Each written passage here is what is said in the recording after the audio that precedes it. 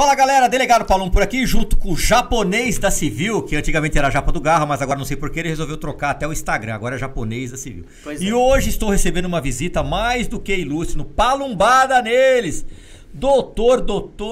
Delegado Gustavo Mesquita, presidente da Associação dos Delegados de Polícia do Estado de São Paulo. Hoje vamos ter polêmica aqui, viu? Porque nós não vamos aliviar nas perguntas, não. Delegado Gustavo Mesquita, muito prazer em recebê-lo aqui no Palumbada neles. É uma honra, você é um delegado atuante, defende a categoria, defende a classe. E eu quero que você solte o verbo aqui. Quanto tempo de polícia, meu amigo? Meu irmão Palum, vou primeiramente agradecer o convite. Meu irmão Kenji, a oportunidade, a honra de estar aqui com vocês. Como você disse, não quero que você alivie nas perguntas, que vocês aliviem, e também não vou aliviar nas respostas. A gente está aqui para falar o que tem que ser falado. Aqui é solta o verbo. Aqui é palumbada neles, não pode alisar não, hein? Nada. É chegada a hora da população saber de tudo o que acontece na segurança e no governo do Estado de São Paulo. Boa. Eu passo suas redes sociais aí pra galera já seguir, compartilhar esse vídeo aqui. Aciona o sininho, siga o canal, faça o que tem que fazer aí, galera. Que barulho foi esse aí, que eu não sei o que foi, mas toca o pau aí. Vamos lá, qual que é a sua rede social, Gustavo? Perguntou, bom, minha rede social, @delegadogustavo01, é o mesmo nome aí pra todas. Instagram, boa. Facebook. Já tem TikTok também ou não? Virei TikTok. É também, isso aí, viu? Tem que ter todas as redes sociais. Todas as modinhas aí. Mas não faz dancinha não, hein, doutor? Pelo amor de Deus. Japonês, quem é você pra falar? Você está fazendo dancinhas, japonês. Tô fazendo também, é isso Você aí. está fazendo dancinhas com calça apertada ainda, que é tudo que a gente ainda. puder fazer pra comunicar mais, pra alcançar mais o público, desde o mais jovem, desde o mais veterano, que a gente tem que falar, eu acho que tudo é válido, né? Então, vamos embora. Meu irmão, você tinha perguntado sobre o tempo de polícia. Eu tenho 14 anos de polícia, 14 anos como delegado de polícia, ingressei como delegado de polícia em 2008 e estou na Associação dos Delegados como presidente. Quanto tempo? Há quase 5 anos, 4 anos e meio, fomos eleitos primeiro mandato, 3 anos, reeleitos, 75% dos votos, uma grande alegria, uma grande honra contar com a confiança da classe e seguimos trabalhando aí nesse segundo mandato. Como é ser presidente da Associação dos Delegados de Polícia, sabendo que nós, delegados, estamos muito desprestigiados por esse governo que aí está. Perfeito. Ganhamos um péssimo salário, condições muitas das vezes sub-humanas de trabalho. Como é a pressão dos colegas, de todos os policiais civis, em presidir uma associação que você tem que brigar o tempo todo com esse governo que pouco fez pela segurança pública? Legal, Palumbo. Bom, primeiro eu preciso dizer o seguinte. Eu nunca almejei, nunca tive o objetivo de ser presidente da Associação dos Delegados quando entrei na polícia. Mas eu, desde que entrei na polícia, sempre tive muito incomodado, sempre tive uma revolta muito grande por presenciar a situação da polícia em São Paulo, da segurança pública, tudo que a gente poderia fazer pela população, no combate ao crime, na defesa da população de bem, e a gente é impedido de fazer porque não tem o devido respaldo, o devido apoio e valorização do nosso governo. Então, diante disso, e tendo a certeza de que essa era e é a carreira que eu quero exercer até o fim da minha vida, amo ser delegado de polícia, amo ser policial civil, é isso que eu gosto, que eu sei fazer e quero fazer. Mas eu me vi sempre na obrigação de fazer algo para mudar, para melhorar a nossa carreira, para melhorar a nossa polícia. Porque para mim, sentar e reclamar não é uma opção válida, né? Se a gente for reclamar, é melhor a gente não fazer nada. Então, se a gente reclama, a gente tem que ter o dever de fazer algo para mudar aquilo que a gente não concorda. Eu costumo dizer que se reclamar é um direito de todos, agir para mudar a realidade é um dever. Então eu sempre participei de tudo que eu pude, desde o primeiro dia de academia de polícia. Sempre participei de manifestação, movimentos, ações, reivindicações. Chegou a época de eu ir, às vezes, em manifestações, em passeatas, que tinha ali 5, 10 pessoas, Kenji. Era motivo até de chacota. É que a polícia, infelizmente, muitos dos nossos colegas têm medo. A gente até entende, porque sofre represália sim. Não adianta falar que não sofre, porque sofre represália. É transferido, né, te poda o tempo todo, responde corregedoria. Né? Então é complicado, né, doutor Gustavo, né, delegado Gustavo? O japonês vai ficar igual coruja, hein? Não vai perguntar nada, não? Estamos aqui analisando aqui. Então... Essa questão, o delegado Gustavo, existe aquela premissa, né? Enquanto os bons se calam, o mal prevalece, Não né? persevera. Então a isso aí. gente tem que realmente, né, fazer força para tentar mudar alguma coisa nesse sentido. Exatamente. E foi esse o sentido pelo qual eu acabei me envolvendo. Você acaba se envolvendo com pessoas que têm esse mesmo brio, essa mesma vontade de lutar, de fazer algo para mudar. E aí, em contato com essas pessoas, fundamos um movimento lá em 2013, Nova Polícia Judiciária. Esse movimento foi crescendo, até que a gente sentou e conversou e falou, bom, a gente precisa das entidades, porque a entidade é o que dá força pra gente, dá legitimidade para falar, para representar. Independência para falar. A gente também, tem mais independência, a gente tem mais uma espécie de imunidade, não como a imunidade parlamentar, mas tem uma certa imunidade, tem capacidade postulatória para entrar com uma ação. E aí a gente falou, não, a gente precisa da Associação dos Delegados, né, uma associação de 75 anos de história, associação 75? maior e mais antiga associação de delegados do país, 3.200 delegados associados. E pensamos, bom, vamos fazer uma chapa então para a gente concorrer às eleições. Falei, bom, tudo bem, vamos. E aí o pessoal começou a falar, bom, quem vai ser o presidente? Precisa de alguém, presidente ou a presidente. E aí começaram a sugerir alguns nomes até que chegaram no meu nome. Aí, quando falaram meu nome, a primeira coisa eu pensei, meu, imagina, meu irmão, esquece isso. Eu sou delegado de polícia, não sou político, não sou gestor, é o que eu sei fazer, é o que eu quero fazer, não quero isso. Só que tem outro ditado que eu também gosto, né? Que é, nem sempre é a gente que escolhe a missão, muitas vezes é a missão que nos escolhe. E aí isso foi entrando na minha cabeça, eu comecei a refletir sobre essa oportunidade de estar na associação para poder fazer mais, para poder lutar, para poder brigar por aquilo que eu acredito, e acabei aceitando.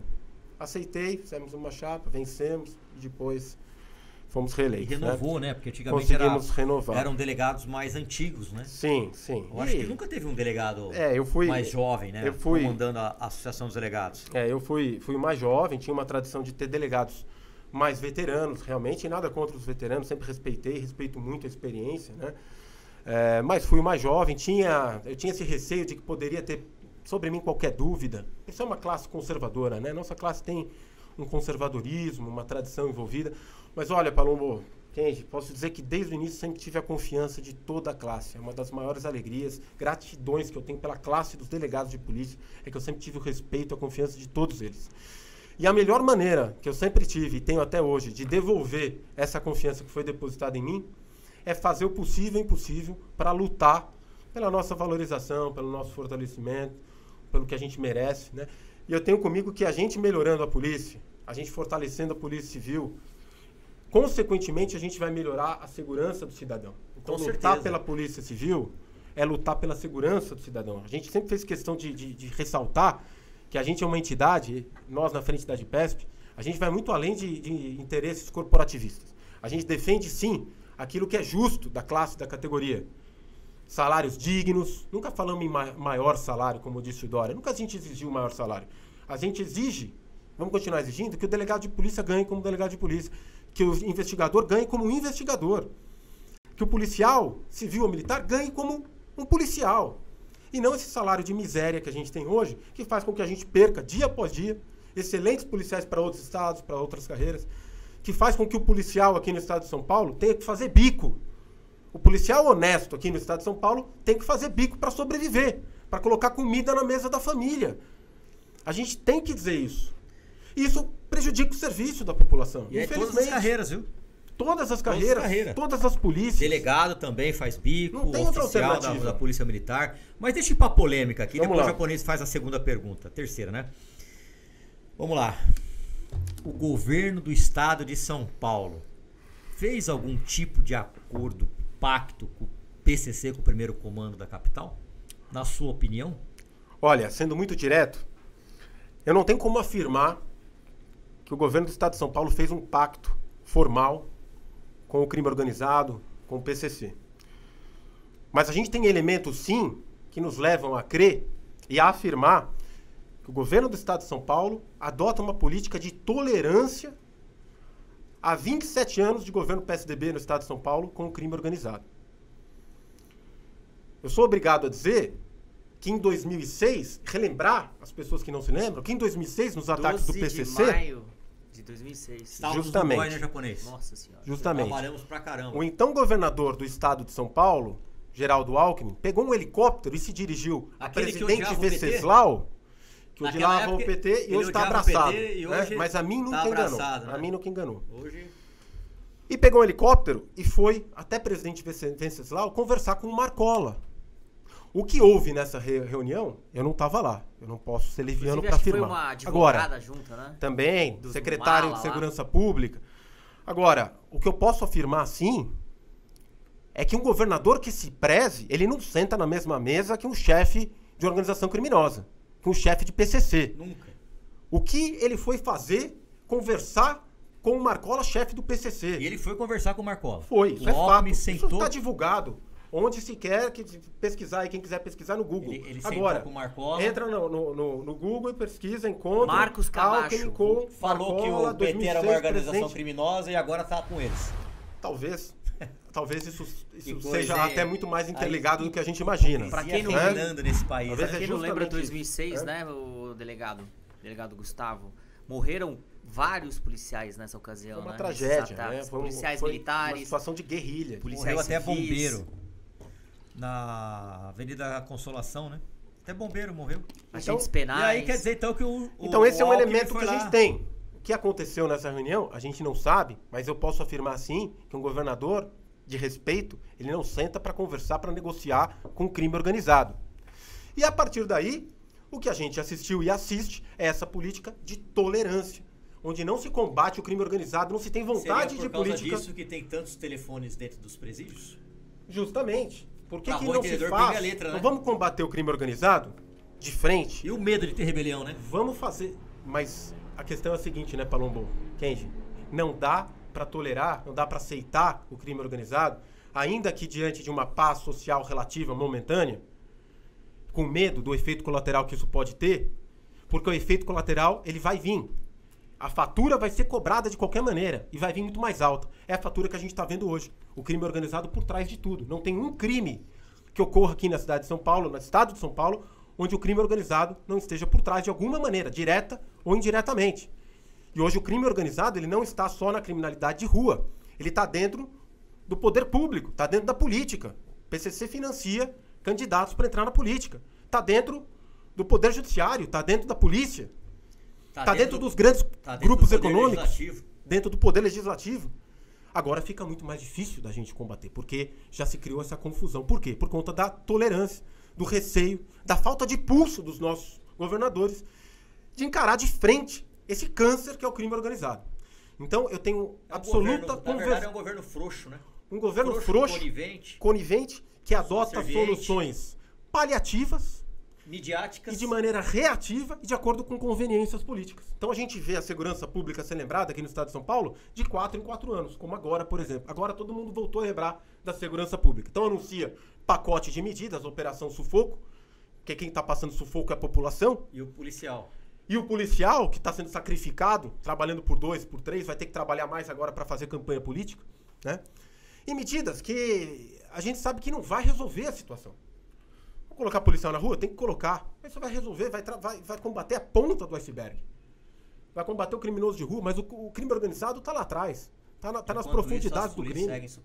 As polícias seguem sucateadas, faltando equipamento, faltando estrutura. Policial fazendo jornada ininterrupta de trabalho. É uma vergonha. Aqui no estado de São Paulo a gente tem policial civil trabalhando em sistema de sobreaviso ininterrupto. Para as pessoas entenderem o que é isso. O policial ele fica 24 horas por dia, 7 dias por semana, 30 dias por mês à disposição do serviço. Principalmente no interior. Ele fica o celular ligado, ele tem que ficar em casa dormindo, ele tem que ficar o celular ligado. Não pode e se desligar o telefone tocar, ele tem que ir lá atender, ele tem que ir lá para a delegacia. Como aconteceu 2 meses atrás com um colega nosso, o Dr. Marcos Roberto de Araçatuba. Estava na casa dele, o telefone tocou em regime de sobreaviso, ele teve que sair para atender uma ocorrência numa cidade vizinha. Pegou uma viatura policial sozinho, porque não tem equipe, não tem escrivão, não tem investigador, sozinho. À noite, muito provavelmente por conta do cansaço, acabou se acidentando e falecendo.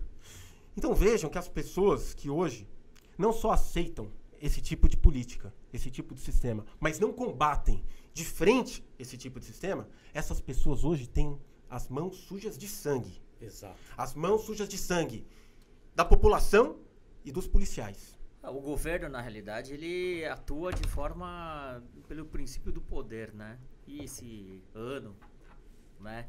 Coincidentemente é ano eleitoral, então eles utilizam, né, da máquina para poder se promover. Eu acho engraçado, né? Porque engraçado não, né? Tô sendo irônico aqui. Talvez a cadeia seja o lugar que mais pegue bem o celular, né? E eles não conseguem acabar com isso. Quer dizer, eles não têm vontade política de se acabar verdade. com isso. Então são medidas... E o bandido tá lá dentro para cometer crime. Justamente. Para cometer crime, mas não acaba. Por quê? Com medo de ter rebelião. Então, a pergunta que a o gente governo faz... quer rebelião, TV mostrando, né? Mas aí acaba sendo frouxo e aí quem paga é a população nas ruas. Exatamente. Faça a sua pergunta, Japa. Farei a segunda pergunta aqui para o delegado Gustavo Mesquita. Eu estava vendo por esses dias,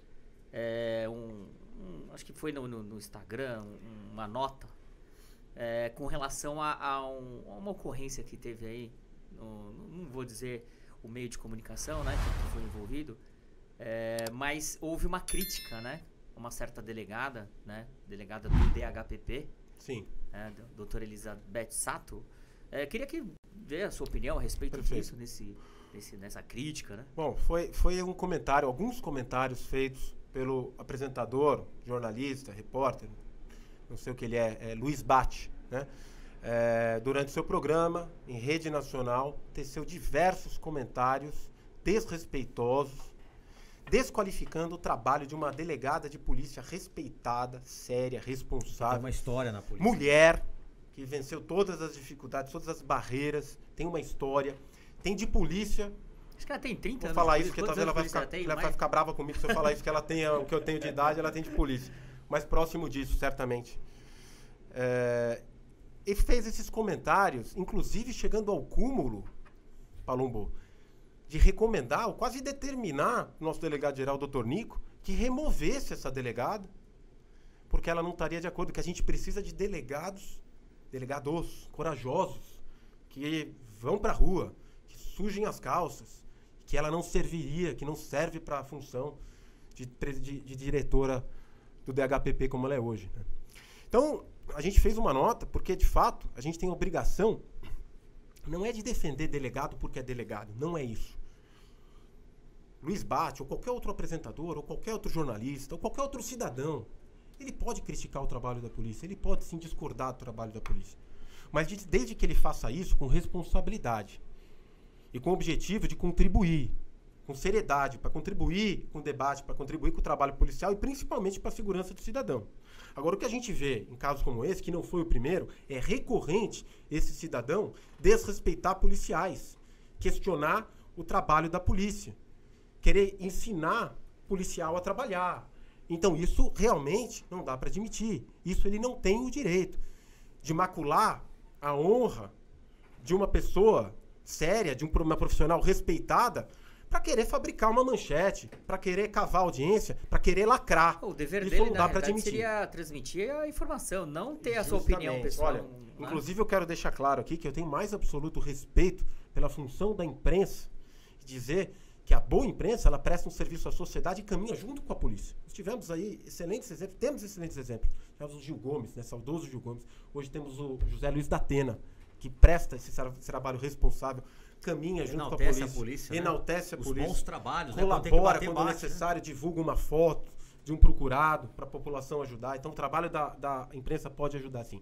Agora, esse trabalho que vê a polícia como uma carniça e sobe sobre esse trabalho como urubu sobre essa carniça. Na verdade, a segurança pública é igual time de futebol, né? Todo mundo acha que é técnico de time de futebol e todo mundo acha que é especialista de segurança. Exato. E não é uma especialista coisa de simples, gabinete, né? Especialista de estúdio, tá cheio. Eu posso falar da doutora Sato, que quando ela era titular do 78, eu estava no GOI naquela época, e em várias vezes, em ocasiões, ela foi em ocorrência conosco. Ela foi em ocorrência conosco. Sim. Entendeu? Não tenho dúvida. Ela foi, sim. Ela é uma policial que vai vocacionada, linha de já frente. Foi, vai muito. Entende muito de homicídio, já trabalhou lá. Com certeza. É uma pena que esses episódios aconteçam. Agora é natural, né? Também a população entende isso. Hoje ela é diretora do departamento, ela está numa função de gestão. Então nem sempre ela tem condição de estar, tem uma certa idade. Eu saí do operacional, eu fiquei 20 anos na polícia, 18 no setor operacional. Você fala, por que você saiu? Eu não tenho mais aquele pique de um cara de 30 anos. É natural, nós vamos envelhecendo. Exatamente. Entendeu? Eu tô com quase 50. Sim, não é o pique de um garoto de 25, 30 anos. O japonês também, quase 50. Quantos anos você tem japonês? Tá no formal, hein, Kenji? Precisa falar mesmo? Não, eu tô com 47 anos. Oriental não envelhece, né? Eu tô com 47, é que eu rodei com o pneu murcho. Tá por aí, só tá vamos por aí. maturando, 40 e pano. Então é natural que uma hora a gente acabe fazendo trabalhos mais administrativos de comando. E faz parte, Entendeu? inclusive, da carreira do policial. Não dá para um general do exército estar lá na linha de frente como um soldado de 20 anos. Perfeitamente. Nós vamos envelhecendo. Mas o que vai com a experiência, com a velhice, é a experiência. Coisa que um garoto de 20, 25 anos não tem. Sim. Quando eu estava lá no Garra, eu já bati o olho e falei, esse daqui vai dar novidade. Tá muito afoito, tá muito acelerado. Vamos cortar um pouquinho as asinhas dele, porque senão vai dar problema. Novidade, para quem não sabe, é problema na polícia. Sim. Então a gente, com a experiência que a gente teve de anos e anos de rua, a gente vai extrair o melhor de cada um, né? E de acordo com a época, e de acordo com a idade, com a fase de cada um. Ele foi para trás de uma mesa, que a ele função dele não é tão importante quanto aquele que está na linha de frente. Com certeza. Não dá para um diretor ficar dando cana toda hora. Ele pode até ir, igual o Fábio Caipira vai, que é diretor do DEIC, mas não dá para ir toda hora, porque ele tem a parte administrativa, tem a parte de bolar operações, então é muito complicado. E esteve lá, né? O delegado de polícia responsável, que está presidindo a investigação. Exatamente. Esteve lá com a equipe, toda a equipe presente. Nós temos que cobrar, sabe de quem? Do nosso governador e do secretário de Segurança Pública, que ele sane o déficit de 15 mil policiais. Que ele prestigie a PM, a Polícia Civil, a Polícia Penal, que ninguém fala nada da Polícia Penal, como se ela não existisse, mas a Polícia Penal está lá. Ela faz um trabalho importantíssimo. Aliás, eu sou a favor que se tire os coronéis da Polícia Penal e que se coloque um policial penal para tomar conta da Polícia Penal. Igual na GCM aqui, que eu liguei pro Bruno Covas, falei, quer ajudar a guarda? Ele falou, o que você quer que faça? Tire os coronéis. Ele perguntou, você quer que coloque delegado? Eu falei, não. Quem tem que mandar em guarda é guarda, não é delegado, não é coronel. E na Polícia Penal a mesma coisa. Eles não têm esse problema até um que nós desprestígio, temos. né? Com a Exatamente. com a identidade deles. Cada cachorro que lamba sua caceta, meu irmão. Para com esse negócio, vamos colocar um policial militar lá, vamos colocar um delegado aqui. Por quê? A Polícia Penal é uma só, ela não está no âmbito da Secretaria de Segurança Pública, que tem a PM e que tem a Civil. E nós sabemos que tem aquela rixa assim, lá no topo tem. E embaixo não tem, não. Mas em cima tem aquela rixa assim. Não adianta a gente tampar o sol com a peneira, porque tem sim. Então se colocar um delegado, o PM vai chiar. Se colocar um coronel, o policial civil vai chiar. Então fica mais difícil. Mas na Secretaria de Administração Penitenciária não tem isso, né, delegado Gustavo? Então por que não se prestigia o policial penal? Eu não consigo entender isso. Não consigo entender isso. Sabe o que parece? Parece que esse cara tem um rabo preso. É isso que parece. Ou então que não entende absolutamente nada de segurança pública. Nada. E vai na orelha de um, vai na orelha do outro faz o logo, outro carrega a pasta. Coloca ele lá. E assim vai. É difícil, né? Já falei demais. Tem uma frase atribuída a um governador, eu não vou citar porque eu ouvi e também não posso atestar a veracidade. Mas um governador mais ou menos recente aí, dentro dos últimos 15 anos de tucanato em São Paulo, que ele teria dito a seguinte frase: olha, quem dorme na minha porta é um policial militar, né? Então, por isso, ele privilegiaria mais a polícia militar. E aí, claro que eu também, ressaltando aqui a importância da polícia militar. Muito importante. Agora, eu acredito que toda proximidade é muito grande com o poder de qualquer órgão policial, de qualquer força policial, ela não é bem-vinda, porque ela tira a independência do policial. E policial, ele não existe para bajular ninguém, muito menos político de plantão. Policial existe para defender a sociedade, para defender a população, cidadão de bem. Né? Policial não tem que ter padrinho, policial tem que ter independência para trabalhar. Eu falei para um vereador, ele falou, eu chamei a secretária de Segurança Municipal para vir aqui. Eu falei, nunca mais faça isso, cara. Por quê? Porque ela não tem que vir aqui. A secretária não, eu chamei o comandante-geral da guarda para vir aqui. Nunca mais faça isso. Por quê? Porque não tem que vir aqui, filho. O guarda municipal não é seu funcionário. Perfeito. Ele é um agente que pertence pertence ao município, não à prefeitura. Por que você quer mandar eu não sabia. Pois é, então essa velha política de achar que o político tem que mandar na polícia, tem que mandar na GCM, tem que mandar na PM, tem que mandar na Polícia Civil. Aí dá isso aí. Aí fica um monte de gente que não entende nada de segurança pública, dando palpite. Né? É complicado. São os especialistas, a gente está cheio de especialistas de gabinete, especialistas de estúdio, que todos eles querem opinar e meter o bedelho no trabalho policial. Exatamente. Mas eles se esquecem de fazer o mais importante, que é cobrar de quem pode fazer, de quem pode valorizar, cobrar para valorizar os seus policiais. Cobrar para repor o déficit de 15 mil policiais. Cobrar para fortalecer as nossas organizações, a estrutura das nossas polícias. Então eles não fazem isso, eles cobram para ter câmera no corpo do policial, para ter body cam. Perfeitamente. Quanto gastaram nessas bodycams? Dezenas de milhões de dólares. O cara não pode discutir com a mulher que os caras estão ouvindo o que ele tá falando e não se sabe o que ele tá falando.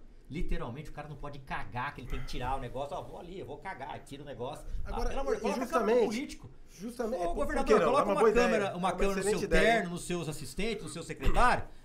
Porque quem mais faz merda nesse país aqui é político, não é polícia não. Mas não, né? Não, neles não. Neles eles são... Isso. Eu prego austeridade. A gente sabe bem a austeridade que vocês pregam, né? Então, eu acredito que muita gente que tem hoje bastante repercussão, que tem força na sociedade, que tem voz na sociedade, acho que elas prestariam um serviço muito melhor, ao invés de ficar opinando sobre trabalho policial, efetivo, técnico policial, se eles cobrassem dos nossos governantes para fazer o que eles têm o dever de fazer, que é a obrigação de fortalecer as polícias e fortalecer a segurança da população. Mas muitas pessoas não fazem isso, preferem criticar, preferem meter o dedo, apontar o dedo para a polícia, procurar problema. O policial, ele pode ter 10 acertos. Nada é mostrado. Quando ele tem um erro, aquilo ganha uma repercussão absurda. Então não pode ser assim. Não pode ser assim. Que franga no último jogo do justamente, campeonato. Bem por aí. Catou bem o campeonato inteiro, chega no final, toma um frango. Aí. O japonês, você trabalhou na Zona Sul, né? Na época que tinha muitos homicídios ali no fundão da Sul, né? Aí de uma hora para outra começou a se diminuir o número de homicídios, né, delegado Gustavo? Por que você acha que diminuiu? Foi o governo que diminuiu? Eu acredito... Se você não quiser falar, eu vou falar porque que diminuiu. É o próprio crime organizado. Exato. É o próprio crime organizado que faz a pacificação. Que proibiu Esse é de outro se matar, aspecto, né? do crime organizado. E aí o governo fala que foi ele, mas justamente. não foi. Então, de certa maneira, o governo se alia, sim, ao crime organizado, como, por exemplo, para manter os índices de homicídio baixos. Porque, de maneira até paradoxal, o crime organizado ele contribui para manter os homicídios em baixo, porque o homicídio não é bom para os negócios. Um criminoso, para matar o outro, ele precisa passar por um debate, justamente, se autoriza e mata ou não. Então o mérito não é do governo do estado de São Paulo. Não é. Porque o crime se organizou e falou assim, ó, vocês não vão mais matar aqui na área. Para matar tem que ter um debate. E aí, se a gente autorizar, vocês vão lá e matam.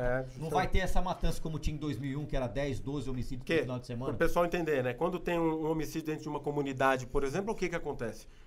A polícia vai para dentro da comunidade, começa a saturar o local, os negócios do crime têm que parar. Para o tráfico, para jogo de azar, contravenção. Então, isso não é interessante para os negócios do crime. E o crime organizado, ele pensa como um negócio. Ele pensa no crime como um negócio, onde o objetivo final é ter lucro. É ganhar dinheiro. Só que para isso ele pratica todos quaisquer crimes que forem necessários, né? E o homicídio ele é um crime que não faz bem para os negócios. Então, hoje o Estado de São Paulo, ele é aliado ao crime organizado para manter os homicídios em baixo. Ele é aliado do crime organizado para não ter rebelião nos presídios. Então ele vai empurrando essa situação com a barriga. De eleição, hein? Então, ninguém quer. Você imagina como é que tá correndo frouxo nessas penitenciárias, hein? Eles fazem o que for necessário, eles fazem o que for necessário dentro das penitenciárias aí para ceder, para não ter uma rebelião agora. Exato. E com isso o crime vai ganhando força. Aliás, só que, repito, a fatura vem muito alta. Aliás, falando, delegado Gustavo, sobre esses crimes todos, né, homicídios, etc. O senhor falou aí de jogos de azar. Eu vou fazer uma pergunta pro senhor assim.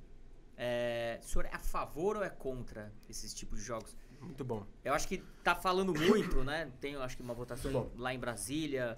Parece que tá em pauta meio que no off lá, né? Esperando as eleições e etc. Mas eles vão falar a respeito de alguma coisa nesse sentido. O que o senhor acha assim nessa? Eu sou a favor da legalização do jogo de azar. A legalização do jogo no Brasil. Porque hoje a gente tem uma realidade onde a gente tem cassinos clandestinos, maquininhas, caça-níqueis, bingos clandestinos a cada esquina. Isso alimenta o crime organizado, isso é totalmente hoje controlado pelo crime organizado.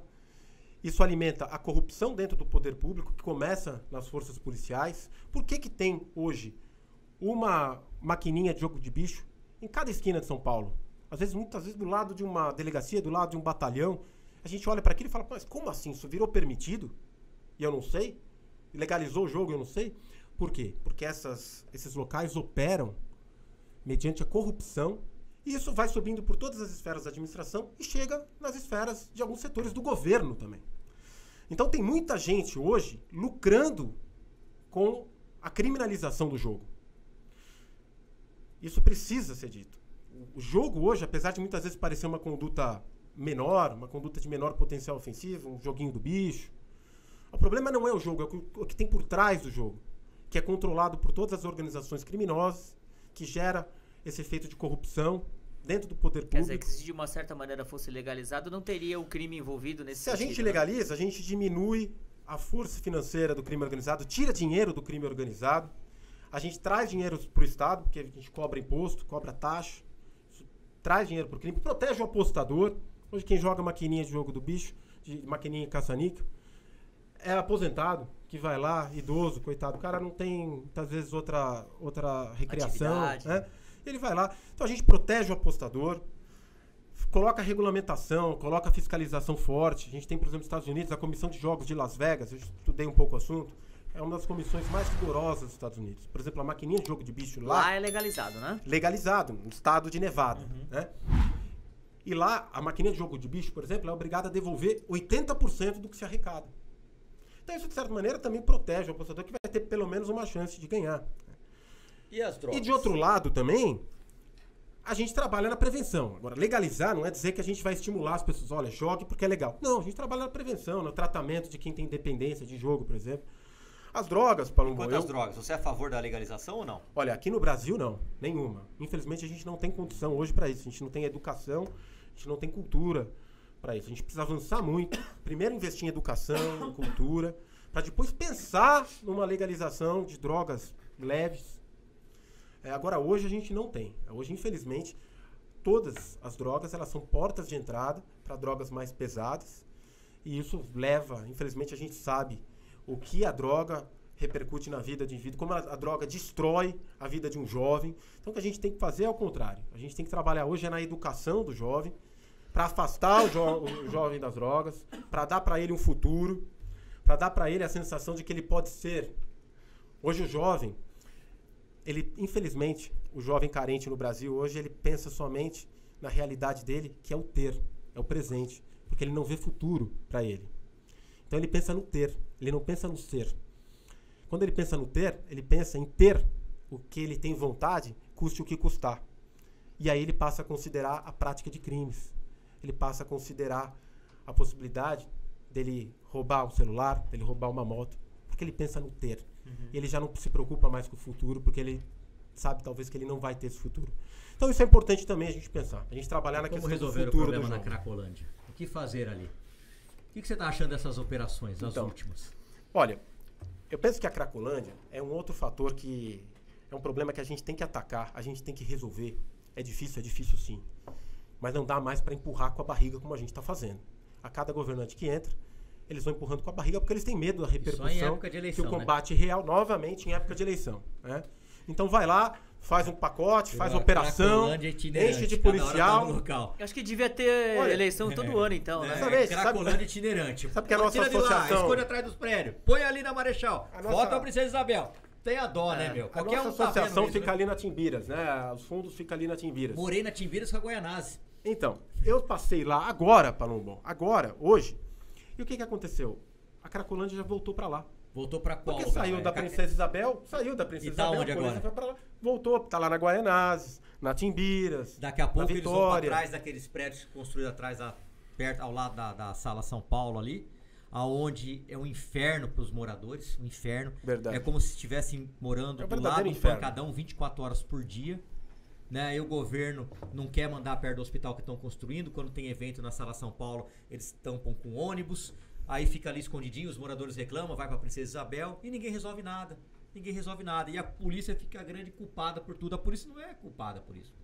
A polícia não tem culpa que o Estado, sim, então, que a prefeitura não investe, né, não revitaliza aquela área lá, não dá tratamento para o usuário. Então, então eu penso assim, justamente, a questão da Cracolândia é uma solução que passa por diversas áreas. Não dá para pensar só em polícia. Não é uma questão só de segurança. Tem que ser uma ação integrada de diversas áreas, de saúde, de assistência social, de educação e sim, também de polícia. No aspecto policial, reforçar o policiamento ostensivo, sim, mas diariamente, de maneira permanente nesses locais.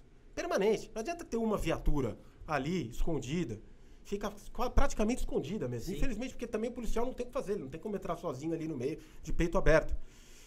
E aí se faz essas operações em época de eleição, dissipa os usuários e o problema continua. Então tem que ter policiamento constante. O Estado tem que se mostrar presente. Teoria das janelas quebradas, que promoveu a política de tolerância zero em Nova York. Exatamente. Diz exatamente isso. Quando o Estado ele não se mostra presente, o cidadão ele tende a transgredir a lei e praticar crimes. E é isso que acontece lá na Cracolândia. Eles criam, na verdade, um Estado paralelo. É hoje o que existe lá, né, que é dominado pelo tráfico, pelos líderes das organizações criminosas. Em segundo lugar, foco na investigação também criminal.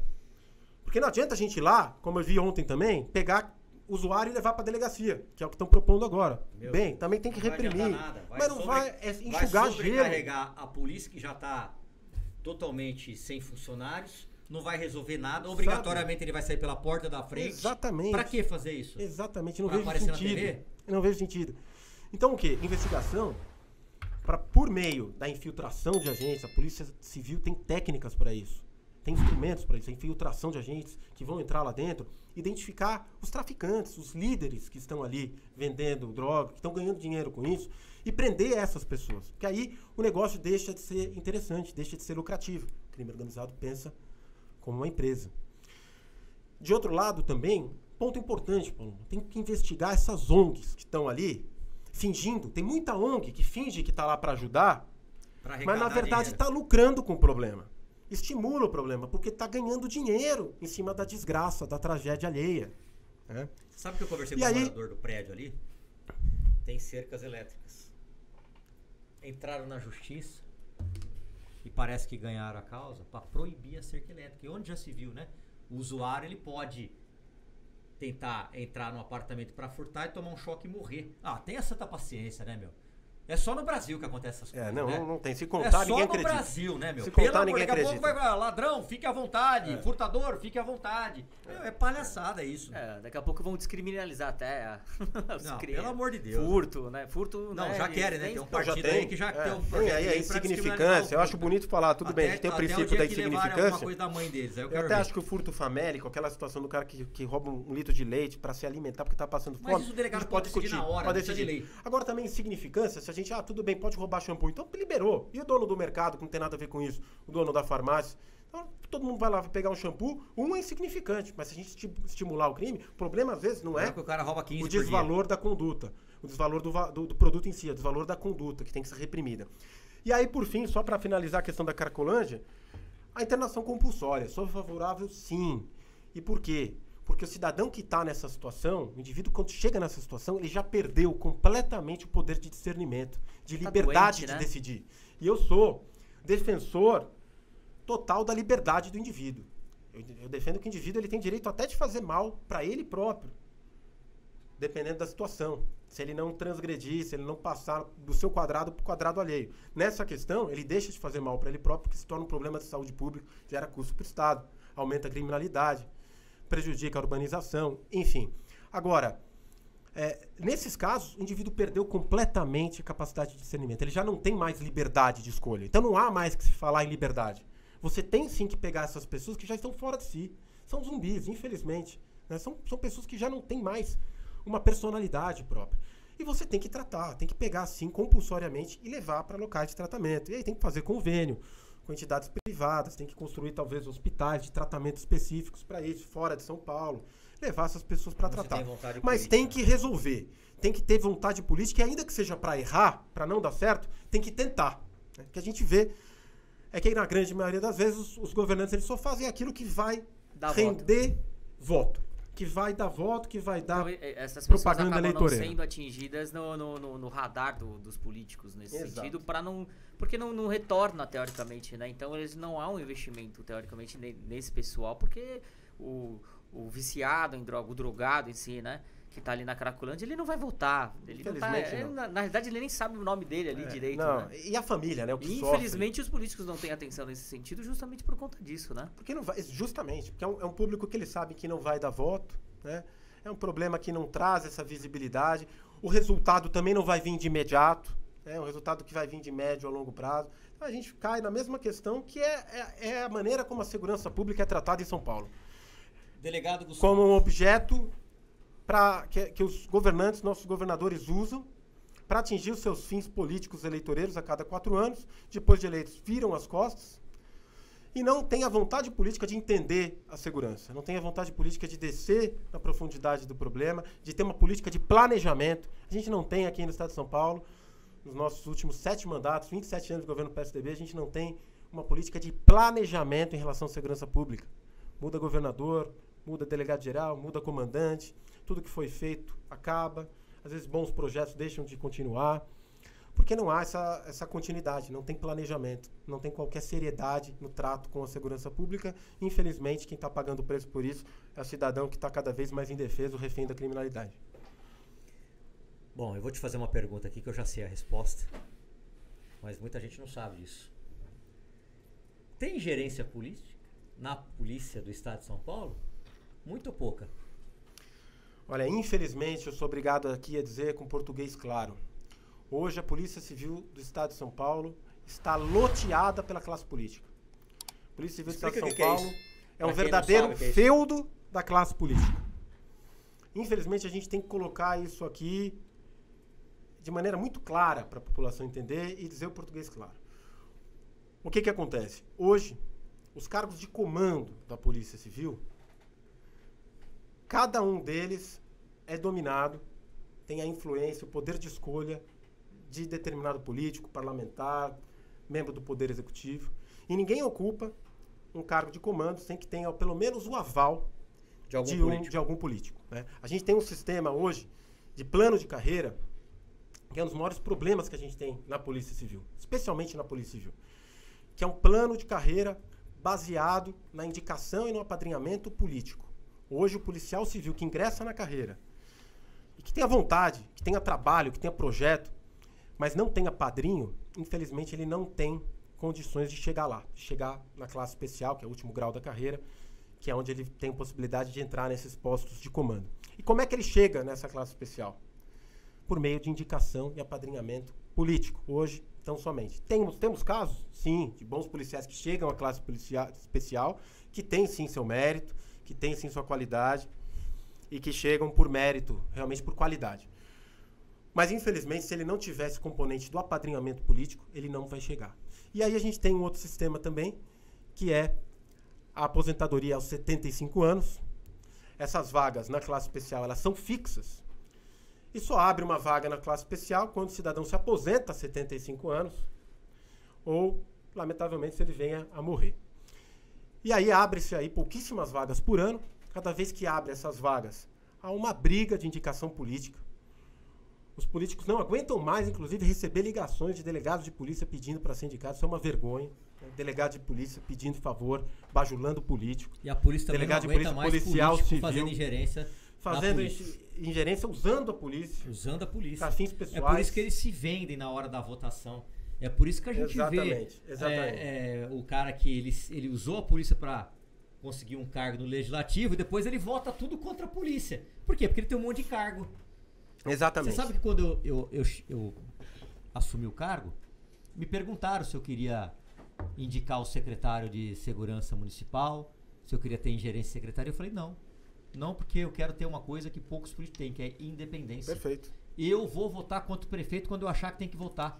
Agora você imagine se eu indico uma secretária ou um secretário e voto contra o prefeito. 2 dias depois cai o cargo. Justamente. 2 dias depois. É o que acontece na Polícia Civil, é o que acontece na Polícia Militar. Então, aí os caras ficam com o rabo preso e votam tudo a favor do governo. Não é isso, doutor Gustavo? Perfeito. Então, para o povo entender até de maneira mais clara, como policial civil, que é feito para investigar, a nossa função é investigar crimes, de quem quer que seja. Rico, pobre, poderoso ou não, político ou não. Como o policial civil vai investigar, vai ter liberdade para investigar um político, se ele depende desse político para ser indicado. É o que Por isso que eu falo que a polícia é de governo, não é de Estado, né? Mas deveria ser de Estado. Né? Então, se a gente tivesse vontade política real dos nossos governadores para resolver o problema... Eles não querem, né? Todo mundo gosta de mandar. O que a gente defende? O que a gente tem cobrado? Levamos isso ao governador, ex-governador Dória, governador Rodrigo Garcia, nosso projeto de lei, para trazer uma reestruturação da carreira da Polícia Civil, baseado no mérito e critérios objetivos. E comandante da PM ser escolhido pelos seus pares, né? Ser escolhido por lista tríplice, com mandato fixo. Não querem, né? Não, porque não é interessante. Eles querem sempre meter o poder na polícia. Tira o poder da classe política sobre a Polícia Civil. Exatamente. Infelizmente, boa parte da classe política hoje enxerga a Polícia Civil como massa de manobra, como instrumento para ganhar dinheiro, para ter poder e para continuar exercendo os seus feudos, para continuar exercendo seus poderes sobre a população, seu status. É isso que tem que acabar. Japonês, você tem mais alguma pergunta? Estamos caminhando para o final do nosso podcast Palumbada Neles. Palumbada neles. Siga lá, se inscreva no canal, siga o delegado Gustavo, vai estar o arroba aí do Instagram dele, das redes sociais. Compartilhe este vídeo, logo teremos os cortes. Eu tenho mais uma pergunta aqui, talvez seja a última. Quer fazer, Japonês? Eu faço eu. Não, fica à vontade. O que você acha do novo governador comprar as folgas dos policiais? Ao invés de se ter um projeto de lei para aumentar o salário, ele preferiu comprar a folga. Quanto que o policial folga, hein? Somos de Marte? É mais um exemplo daquilo que a gente falou aqui. É uma medida totalmente paliativa, né? Usando, na verdade, algo que o policial já não tem, que é a folga, comprando a folga de policiais, trazendo isso como um grande benefício, como uma grande solução. Na verdade, inclusive, quem paga esse trabalho exercido durante a folga são as prefeituras, e aí o governador anuncia como se fosse o Estado. A questão é a seguinte: o Estado tem o dever de prestar segurança para a população. Não é favor. É obrigação do governador, ele foi eleito para isso, para prestar segurança para a população. E para prestar segurança adequada para a população, ele tem que valorizar, ele tem que fortalecer as suas polícias, tem que tratar os seus policiais com dignidade e não da maneira como é hoje. Aliás, o salário daqui da polícia, né? Em que colocação que tá? Hoje, 23º, né? Quantos? Saímos da última colocação por conta dos 20%. Pois é. Mas certamente já vamos voltar muito em breve, porque na verdade a gente considera inclusive o salário inicial. Se a gente pegar a evolução do salário em outras federações, em outros estados da federação, a gente percebe que o aumento é muito rápido. Aqui, o aumento entre o primeiro patamar e o último patamar da carreira é muito pequeno. Então, esse problema se agrava muito mais. Então, certamente, em breve, a gente já vai voltar a estar no pior salário da federação. Quantos delegados faltam no estado de São Paulo? Você tem essa conta ou não? Hoje, são 42 mil policiais previstos, faltam 15 mil, nós temos 27 mil. Delegados, salvo engano, nós temos 2.700 e faltam 1.200. Uma vergonha. Isso é uma vergonha. E depois como que querem que investiga, que faz BO, que atenda local de crime, né? Aliás, ao invés de ficar criticando policiais de TV, deveriam cobrar o governador para... o que a gente tenta muito se esforçar para esclarecer para a população, para denunciar, é isso. No que a falta de tratamento adequado com as polícias, com os policiais, repercute na segurança. E a gente não está aqui para outro motivo, senão para prestar segurança para a população, que é a nossa razão de ser. É combater o crime e proteger o cidadão. Agora, a gente precisa de condições para isso. Quem tem que dar condições para isso são os nossos governadores, são os nossos governos. Não adianta ele falar que está dando arma para a gente trabalhar. É a mesma coisa que falar que está dando bisturi para o médico fazer cirurgia. É mais do que obrigação, é o nosso equipamento de trabalho. Mas se a gente não tiver isso, então, aí para, né? Agora, a gente precisa de condições. A gente tem condição de fazer muito mais pela população. E é isso que deixa a gente frustrado, né? A gente sabe da nossa qualidade, da qualidade dos nossos policiais. Policial do Estado de São Paulo, policial civil, policial militar, policial penal, policial municipal, são os melhores do país. A gente faz muito com o pouco que recebe. E justamente o que deixa a gente frustrado é saber que a gente poderia fazer muito mais se a gente tivesse um tratamento adequado, tivesse respeito desse governo que está aí há 27 anos. Quem perde é a sociedade, né? No final das contas. Infelizmente, né? Se nós tivéssemos um governo firme, forte, que não fosse omisso, que não ficasse fazendo marketing, talvez a situação... Talvez não, eu tenho certeza que a situação da segurança pública do Estado de São Paulo seria outra, né? Ninguém se sente seguro para atender um simples telefonema em qualquer lugar dessa cidade. Delegado Gustavo, muito obrigado pela sua participação. Obrigado, Japonês da Civil. Espero que você encontre uma namorada. Eu sei que você está na procura aí pelo TikTok. Siga o Japonês. @Japonês da Civil, à procura de um novo amor. Dê um like, dê uma curtida e coloque lá seu currículo. Brincadeira. E delegado Gustavo, obrigado pela sua participação. Só não querendo atrapalhar, doutor, o Projeto Cidadão do Bem, né? Então também vou. Eu acho que é importante a gente falar. falar. A página lá, @Projeto Cidadão do Bem, hein? A gente queria presentear o delegado Gustavo, também, né? Cidadão do Bem, né? Cidadão do Bem não se cala jamais em defesa da vítima e do cidadão do bem. A gente vai dar uma camiseta pra ele. Só, né, até abrir um parênteses, como hoje, infelizmente, a gente chegou num ponto que a gente fala uma coisa tão simples como cidadão do bem, às vezes as pessoas encaram isso de uma maneira pejorativa. A gente fala que a gente defende a família. A pessoa diz que você é retrógrado, que você é reacionário, você defendeu o núcleo mais básico e essencial da sociedade e de Deus, que é a família, né? Então a gente tem que recuperar esses valores mais básicos, elementares da nossa sociedade. Eu tenho orgulho de falar que eu defendo Deus, a família. Com certeza, sempre teremos. Trabalho. É isso. Né? E o cidadão do bem. O cidadão do bem. Chega de direito pra vagabundo nesse país aqui. É isso. Quais são as redes sociais, delegado Gustavo Mesquita? Vamos lá, é @delegado Gustavo 01, Instagram, Facebook, @delegado Gustavo TikTok. 01, não tem o Mesquita então. Não, agora a gente padronizou tudo, @delegado Gustavo 01, nome é delegado Gustavo Mesquita, rede social, @delegado Gustavo 01. Prazer sempre contar aí com o apoio, com o acompanhamento de vocês no nosso trabalho. Palumbo, gente, mais uma vez agradecer o convite. Agradecer, dizer que é uma grande honra estar aqui com vocês. Vocês são policiais. Antes de mais nada, vocês são seres humanos, homens que eu respeito. Porque vocês se dão o respeito, dentro e fora da polícia. E eu respeito demais vocês como colegas, como policiais e agora também dentro da política, viu, Palumbo? Você realmente é um dos poucos que a gente tem dentro da política hoje, que a gente pode confiar, que estão lá trabalhando. Estão fazendo o que a gente espera que os nossos políticos façam, que é trabalhar para a população. O político não tem que estar lá para ser bajulado, para ser idolatrado. O político tem que ser cobrado e tem que trabalhar. E você faz isso, né? Com a sua equipe toda aí. Então, para mim é uma honra, sempre uma oportunidade de estar falando com você. Eu aprendo sempre muito também. E sempre que eu puder te ajudar de qualquer maneira, conte comigo. Fico muito feliz. O político foi feito para servir o povo, né? E não para ficar fazendo ingerência política em tudo quanto é setor da sociedade e trabalhando em benefício próprio. Eu sou contra isso. E vou combater isso aqui na política agora. Muito obrigado.